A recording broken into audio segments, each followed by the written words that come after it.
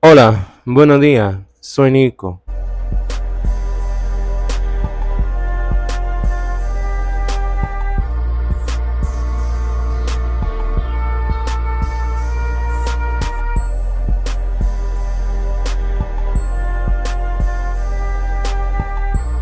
Beloveds, remove the mask. Remove the mask. And today we're here to start off another wonderful week's worth of content. I have my pre-workout because I've had 3 hours of sleep in the last 3 days.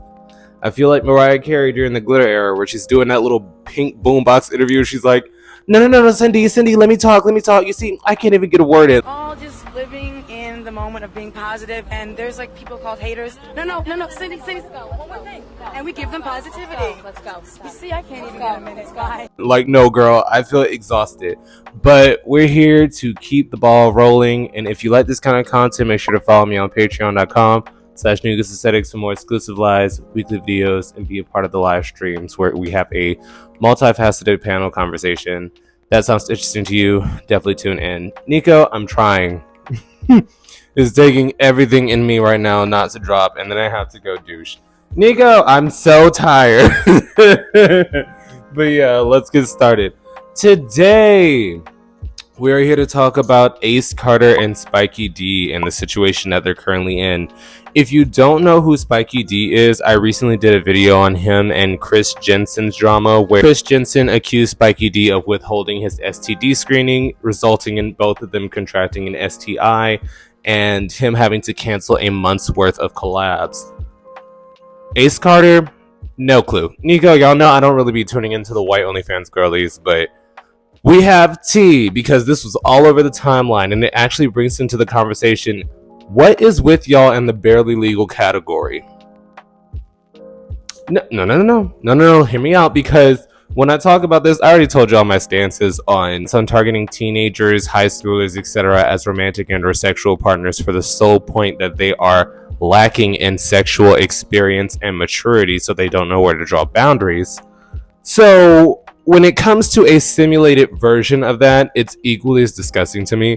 I personally don't understand the hype of the barely legal category and chasing after people that still look like children. But Spikey Dee and Ace Carter are currently under fire because they did a collab where Spikey played the role of Ace Carter's son, his child.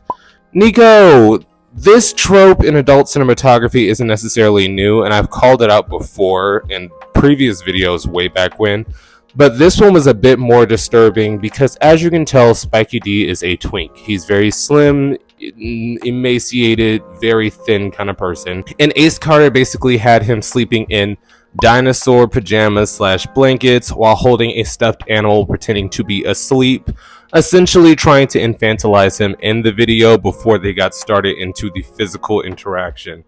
And people are rightfully calling it out for being PDF file coded, and I don't understand why the whole incestuous storyline is like in the mainstream in the adult cinematography world, especially when it revolves around kids.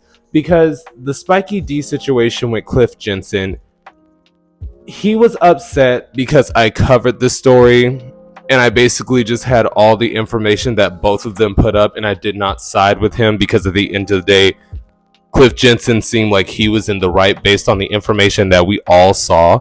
So in this situation, I would love to hear back what his stance is, because currently Ace Carter went silent. Ace Carter basically put his tweets on protected, while Spikey Dee is kind of just left with the backlash to handle on his own.